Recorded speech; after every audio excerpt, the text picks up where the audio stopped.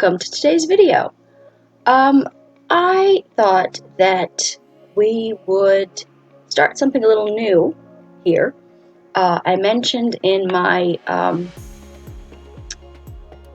video for my book review of, it was kind of like a wrap-up, but not really because it was only for one book.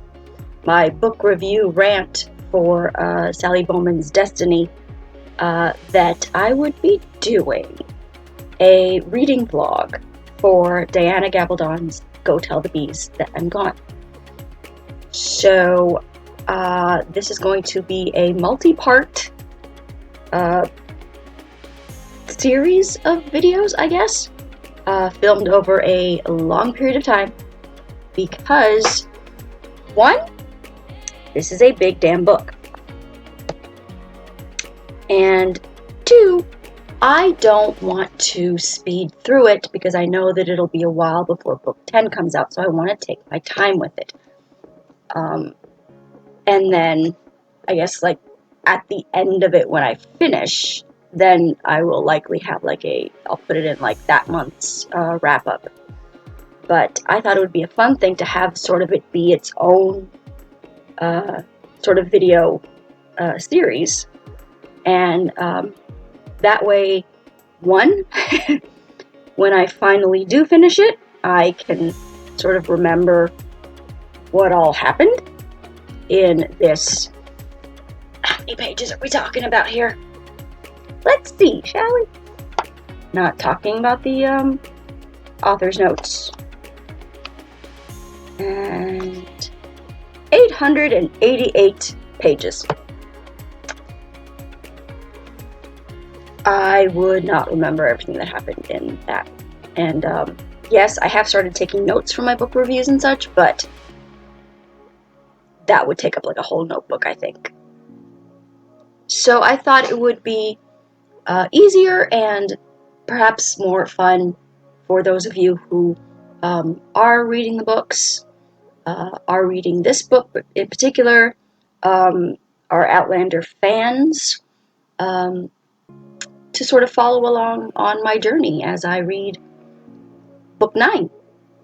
So this video will be chapters 1 to 6. We're about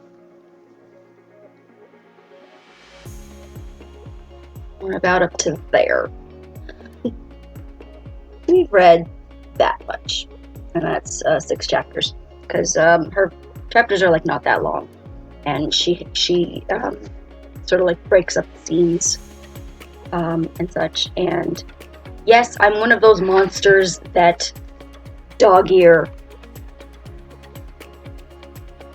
the books, the pages. So yes, I'm that girl, even though I do have a lovely Outlander bookmark that a fellow Outlander fan made for me. I believe her name is Nancy Daniels, was the one who made them. So I have that, but I use it for the books that I take to work with me. And I'm not carrying this around for a year or more, or however long it takes for me to read the book. But, okay, so we are going to be talking about chapters 1 to 6 in this reading vlog.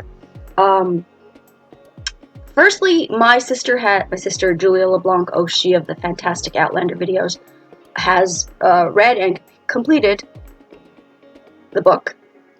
I think it took her maybe like a month, maybe less, but she got through it pretty quickly. However, she, and I have heard from others, that not a lot happens in this book, and it's not until about maybe like the last third or so, like the last like maybe couple hundred pages, that the action sort of like really ramps up. So this, from what I've heard, really feels like another Fiery Cross, which for some people they may not like that, but I loved Fiery Cross. I loved the whole slice of life, living on Fraser's Ridge, day-to-day sort of stuff. I think that book and the first Outlander book are my favorites of the series. Because one, the first Outlander book is more of a romance. Stop. Shut up. Stop. The first Outlander book is a romance novel. Shut up. I will give you that as the rest of the series goes on, it turns more into historical fiction. But the first Outlander book is very much the story of Claire and Jamie and their developing romance, and ends with an HEA. They are together and happy, and going off to France. It's the beginning of the series, but it very much ends with Jamie and Claire and a happily ever after at the end of the book. And is the story of them falling in love, and Claire deciding to stay with Jamie, and all the horrible things that happen and the wonderful things that happen centers around their love story and their developing, growing love story in that first book. So yes, Outlander, the first book, is a romance novel. You can disagree with me. I know that Diana has stated that Outlander is not a romance. And I choose to believe that she means the series as a whole. Because, I'm sorry, if she's saying that the first Outlander book is not a romance, she's wrong. I said it. Herself is wrong about something. Oh no! But, okay. So, for all of you who didn't click away from this video and are still here, let's get into the first 6 chapters of Go Tell the Bees, shall we? Okay. So, Brianna, Roger, and the little kitties have just arrived back, are reunited with Jamie and Claire, and it's lovely, and I love how, of course, happy they are that they're back, but also scared for them. They are, because definitely they know what's coming, and they know that it's, for the most part, safer in Roger and Bree's own time, but they are, however, just coming back from having Jemmy been kidnapped and being chased through tunnels and almost murdered. So violence sort of follows them wherever they go.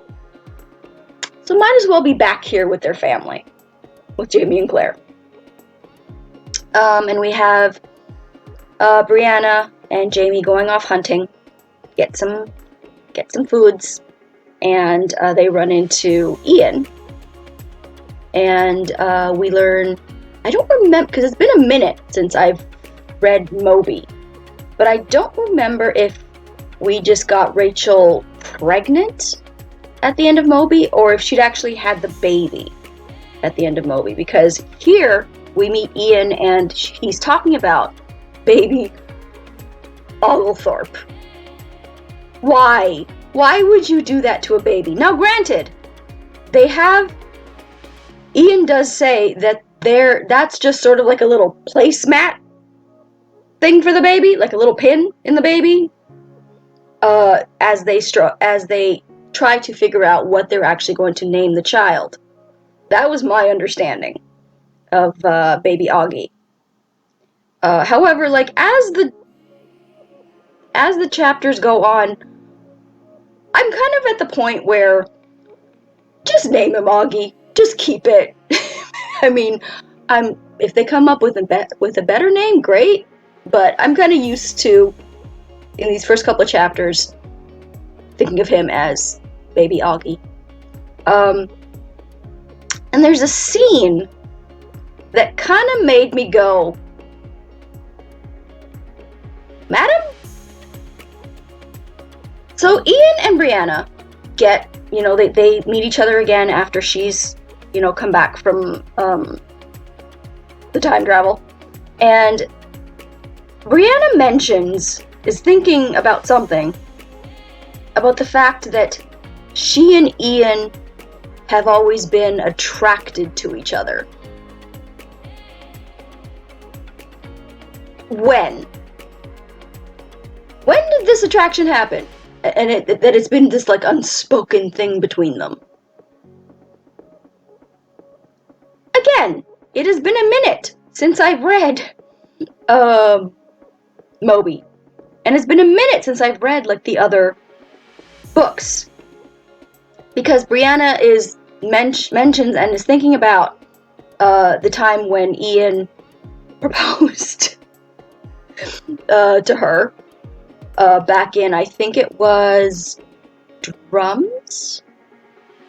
I think it was Drums. When the whole thing with like Bonnet and like when Brianna first comes like through the stones. And Ian suggests marrying her.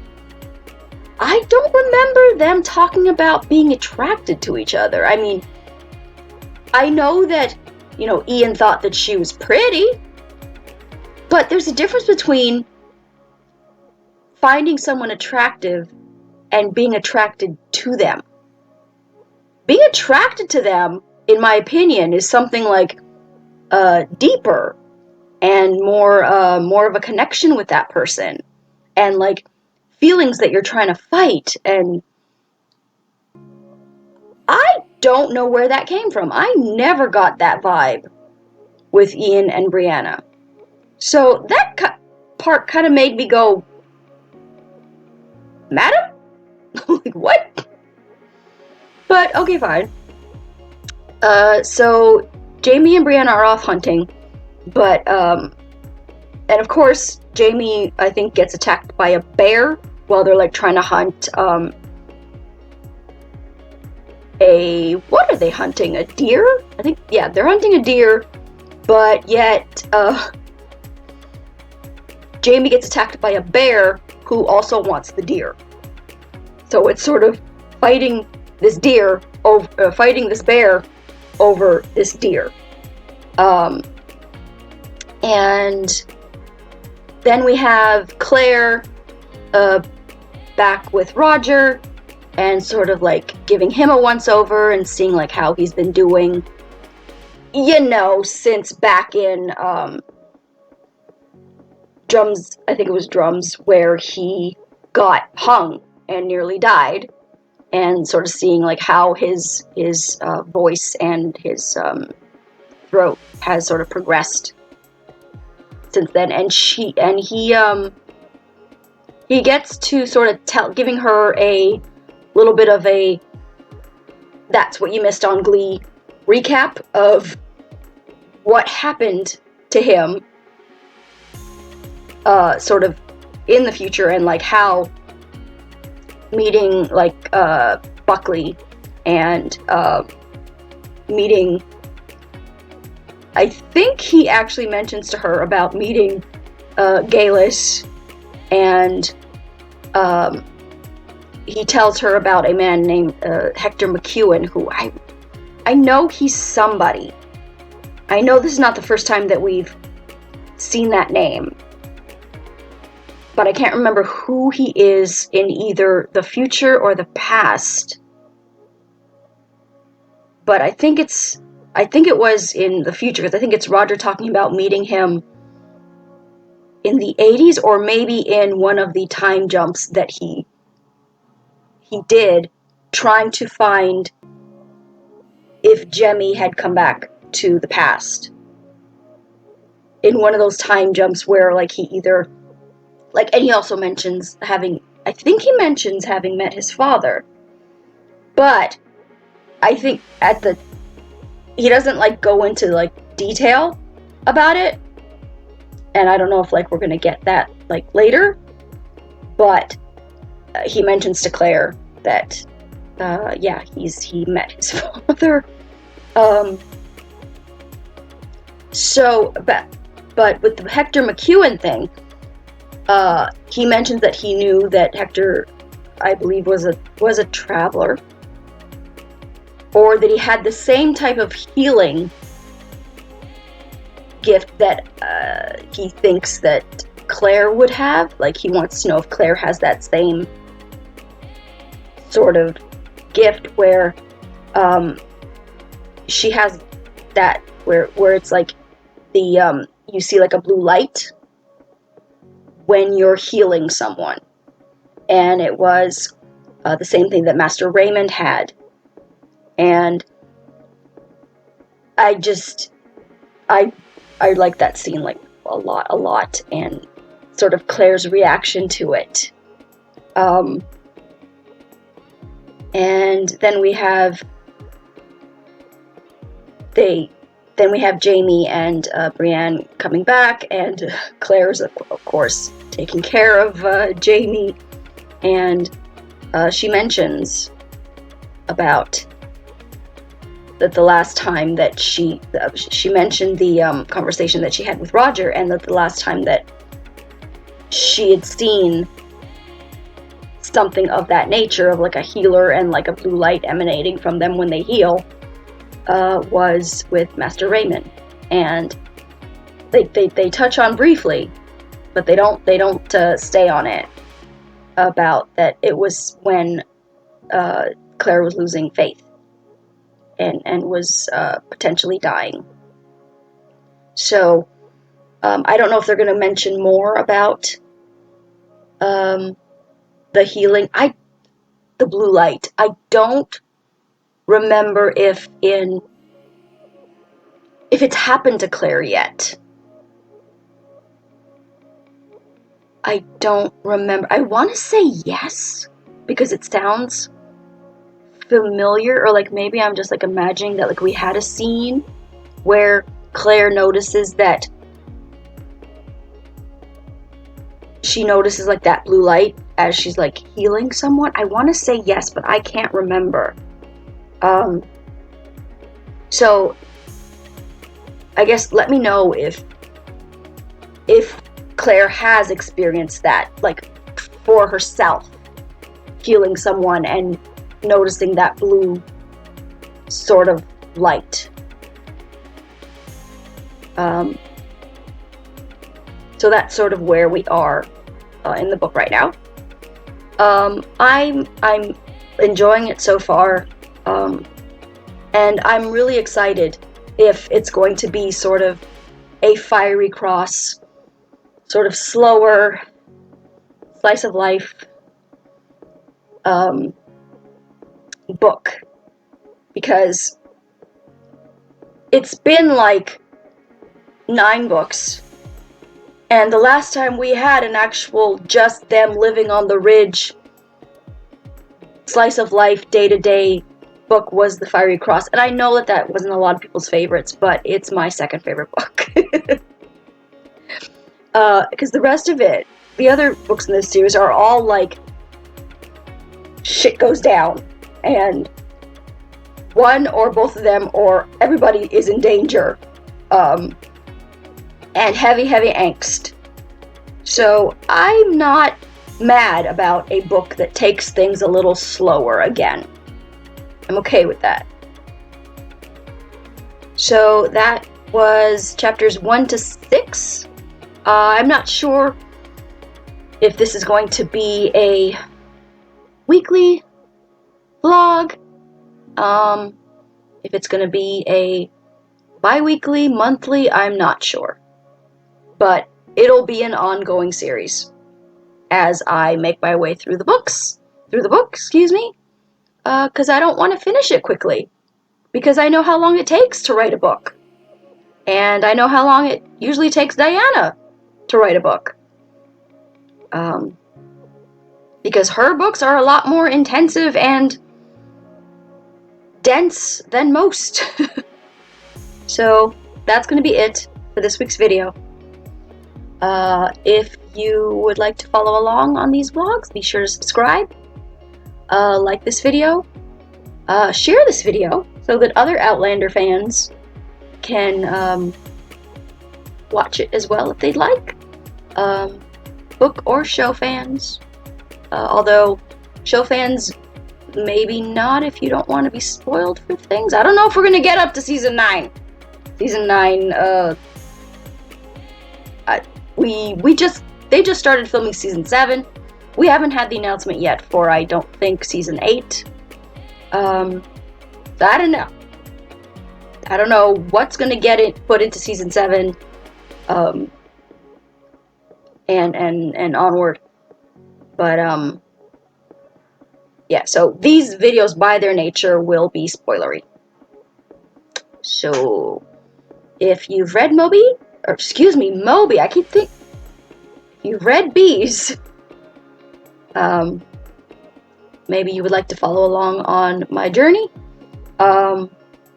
If I've missed anything from chapters 1 to 6, I'm halfway through. I think, like, I'm into chapter 6. I've started chapter 6. I haven't finished. If there's anything you want to talk about in those first couple of chapters, by all means, leave me a comment, like the video, share the video. All that stuff helps the YouTube algorithm bring the video up in search results and helps more people find it. So that's going to be it for this week's video. Make sure you're subscribed.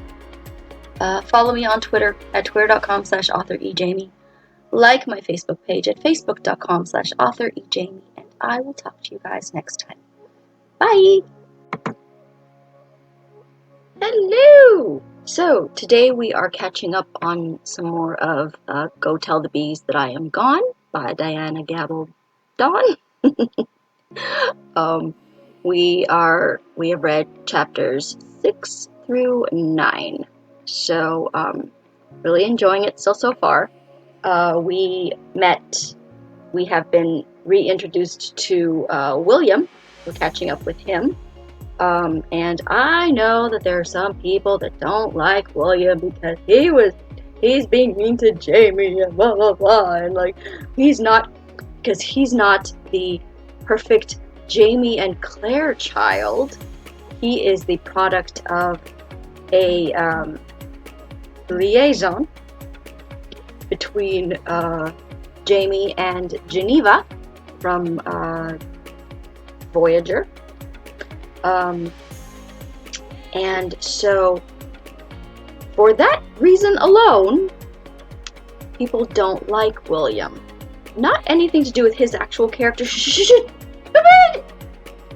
Don't come at me with your BS excuses.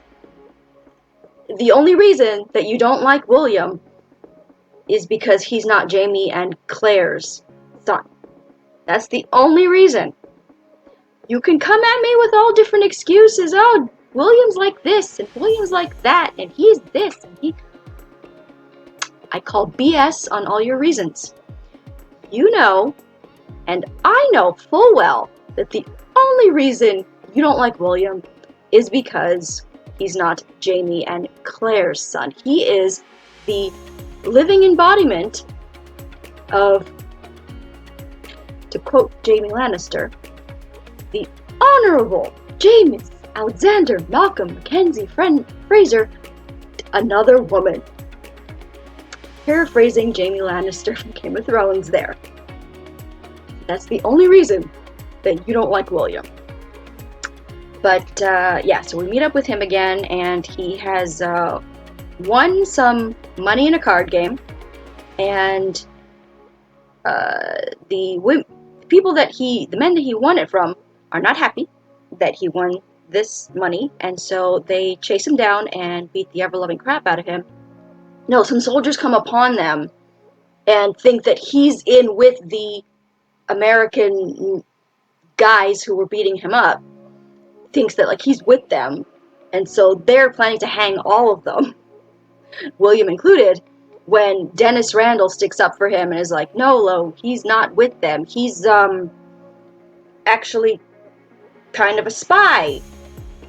And William is like, huh? Okay, well, we'll go with that. Sure. That's not gonna screw me over later. Sure.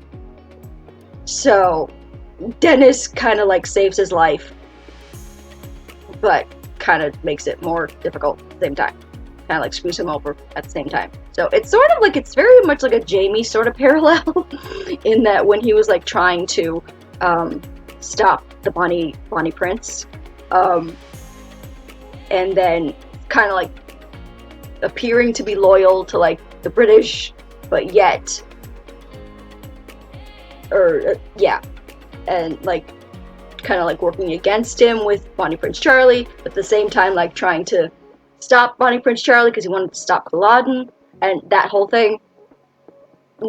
This predicament that William is in kind of gives me like echoes of that. And Dennis Randall, I know that he is not Black Jack Randall's son. I know that he's the son of Alex and Mary.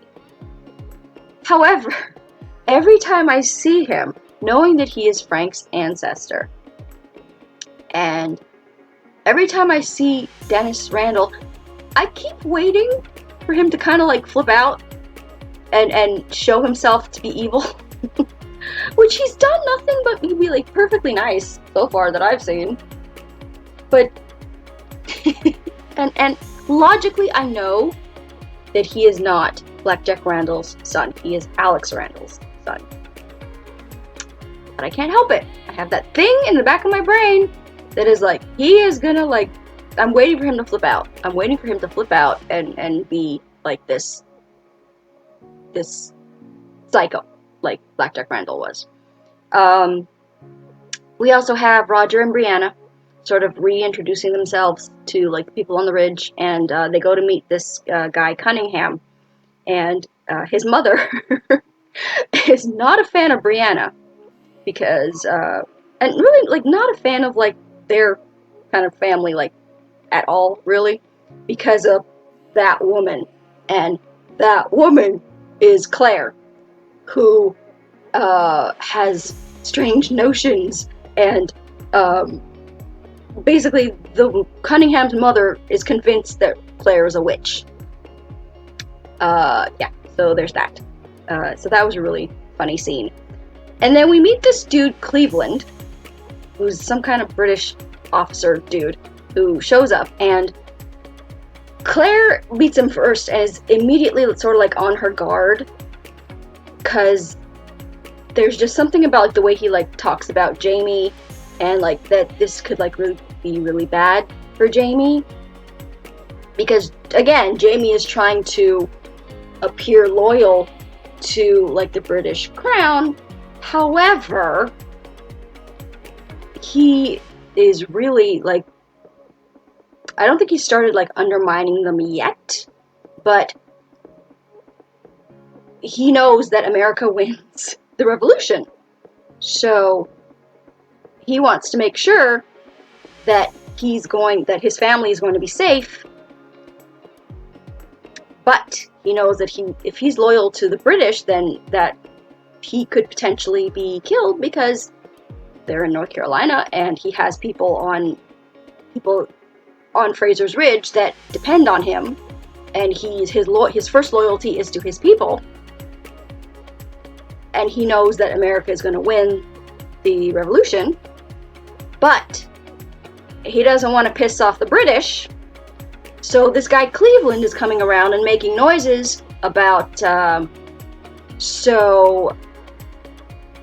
of like testing out Ejamie and his loyalty, and raising some questions about the guy Cleveland, whose mother thinks that Claire's a witch. But he himself seems to be alright.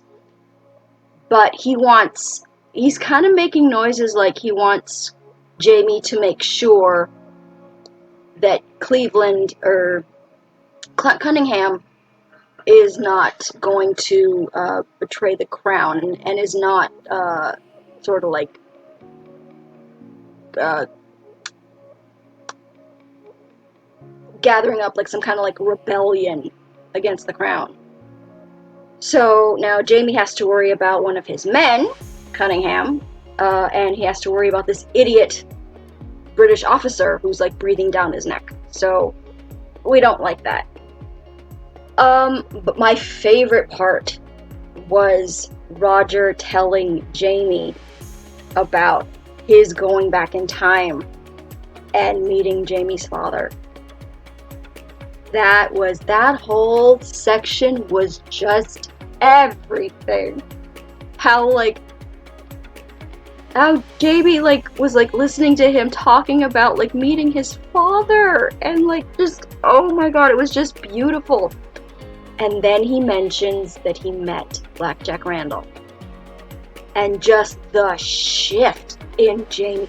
Dear God, please, I need to see this scene on television. The whole bit with Roger telling Jamie that he went back in time and met his father and his sister Jenny when she was younger, and that he met Blackjack Randall. And Roger is sort of feeling guilty because he's I had the chance. I could have killed Blackjack Randall and stop you from suffering everything that you suffered, because Claire had told them everything that Jamie had suffered. And so he wants sort of Jamie to kind of forgive him for not killing Blackjack Randall, and Jamie's kind of if you had killed Blackjack Randall, I would never have been on the run with Dougal and Murtagh and the men, and I would never have been in that cottage with my broken arm when an Englishwoman walked in. So I love Jamie so much. Jamie's basically I would have suffered everything that I suffered for the moment that I met Claire. If you had killed Blackjack Randall, I would have never met Claire. I would have never met my daughter, your wife, and I would have never met you, and I'm so glad that you're back. And it was just beautiful. I need this scene on screen. Please, dear God, I need this scene on screen. And then Jamie tells Roger, oh, by the way, Jenny is here. So, what we're gonna do is you're gonna wait, you're gonna stay there, and I'm gonna tell Jenny that you're here. Because if she sees you, knowing that she met you 40, 50 years ago, however old Jenny is now, and if she sees you standing here, a man she met when she was a teenager, she just might keel over and die. So let me prep her first, and then you can come say hi. So that's what happened, and it was very wise, because even still seeing Roger there, Jenny is still kind of taken aback with the whole time travel thing, and the fact that a man that she met when she was young is standing there, and he's only in his 30s or 40s, 30s I think. Yeah, so she handles it. She handles it like Jenny. She handles it pretty well. So yeah, that's sort of where we are so far. Love that whole section with Roger talking to Jamie about Blackjack Randall and having met his father. That was beautiful. And yeah, so I'm worried about this dude Cleveland now. And they still haven't given young Ian's son a name. He's still Oglethorpe right now, Augie. And I have a feeling that they're just going to end up calling him Augie. That's going to be the kid's name. So that's sort of where we are right now. Which, part of me is like, God, no, that is a hideous name. However, I think it's kind of growing on me. To just call him Augie. But, yeah. So that's where we are right now. And I'm looking forward to meeting or reading some more and catching you guys up on some more. So talk to you guys later. Bye!